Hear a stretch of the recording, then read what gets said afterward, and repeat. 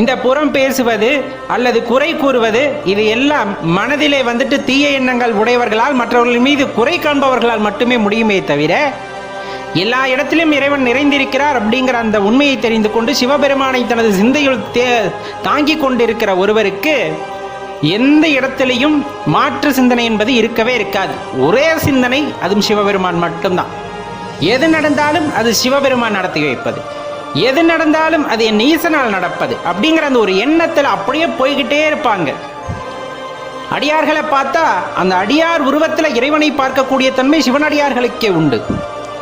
அடியாரின் உருவத்தில் சிவனை பார்க்கின்ற தன்மை சிவனடியார்களுக்கே உண்டு. அப்படியே பார்த்து பூரிச்சு போயிடுவாங்க. கையெடுத்து சிவபெருமானே அப்படின்னு மனசில் நினைச்சிட்டு கையெடுத்து கூப்பி வழிபடும் பொழுது அதில் இருக்கின்ற ஆனந்தமே வேறு.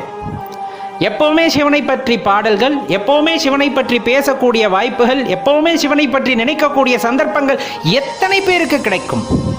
எத்தனை பேருக்கு அந்த கொடுப்பனை கிடைத்திருக்கிறது? இறைவன் ஆட்கொண்டவர்களுக்கு மட்டுமே, இறைவன் அருள் செய்தவர்களுக்கு மட்டுமே அந்த தன்மையானது கிடைக்கப் பெறுமே தவிர எல்லோருக்கும் கிடைப்பது இல்லை. அதே கிடைக்காமல் போய்விடுமா என்றால் கிடையவே கிடையாது.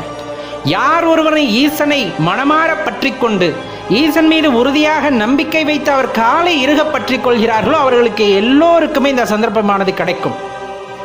மனதில் உறுதித்தன்மை, மனதில் அசைக்க முடியாத அந்த நம்பிக்கை ஈசன் மீது ஏற்படும் பொழுது அவரை பற்றிய தேடுதல் ஆரம்பிக்க வேண்டும், அதில் தொடர்ந்து செல்ல வேண்டும் என்ற எண்ணம் வந்துவிட்டாலே போதும், இறைவன் அதற்கான வழியை காட்டுகின்றார்.